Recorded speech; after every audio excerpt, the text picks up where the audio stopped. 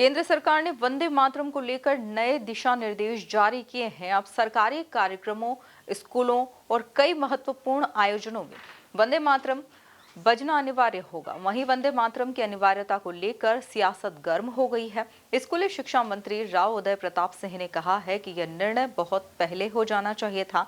वहीं पूर्व मंत्री पीसी शर्मा ने कहा, जिन्होंने आजादी में भाग नहीं लिया है वह हमें बताएंगे वंदे मातरम का महत्व क्या है।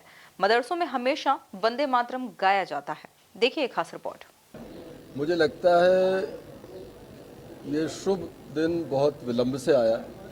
जो काम वर्षों पहले हो जाना चाहिए था, इस देश के हमारे राष्ट्र नायक, हमारे माननीय प्रधानमंत्री जी, शायद उनके भाग्य में लिखा था कि ये पुण्य काम उनके द्वारा किया गया। मैं हृदय की गहराइयों से पूरे गर्व के साथ कहता हूँ कि ये निर्णय हिंदुस्तान में आगे आने वाले समय में हमारी जनरेशन्स के लिए एक राष्ट्रवाद की तरफ प्रेरित करने के लिए एक बड़ा कारण बनेगा। और मैं हृदय से धन्यवाद देता हूं प्रधानमंत्री जी का। मुझे गर्व है, उन्होंने एक बहुत दिन पहले जो निर्णय होना चाहिए था उनके कार्यकाल में हुआ, ये सौभाग्य उनको मिला। मैं उनका हृदय से अभिनंदन करता हूं। स्कूलों में कैसा रहेगा, कोई आप स्कूल?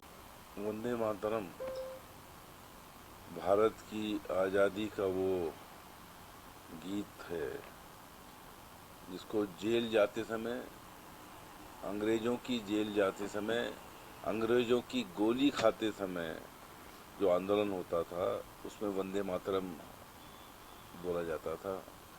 वंदे मातरम जब तक कि आदमी की जान नहीं चली जाए, शहीद नहीं हो जाए, वंदे मातरम बोलता था। लेकिन इन लोगों का आज़ादी की लड़ाई से कोई लेना देना नहीं। बीजेपी संघ ये सब अंग्रेजों के साथ थे। आज ये चाह रहे हैं कि वो जो पाप हुआ है उस पाप के लिए एक इवेंट मैनेजमेंट कर रहे हैं ये। और जहाँ तक मुस्लिम लीग का सवाल है, उसका विरोध की बात है, तो मुस्लिम लीग के साथ तो बंगाल में इनने सरकार बनाई थी हिंदू महासभा ने।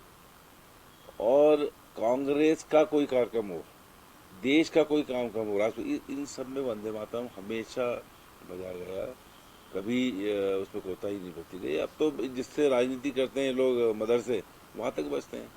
ये केवल इवेंट मैनेजमेंट है। वंदे मातरम का गाने का दर्द तुम क्या जानो, ये आज़ादी की लड़ाई का संगनाद है। सर, निर्मला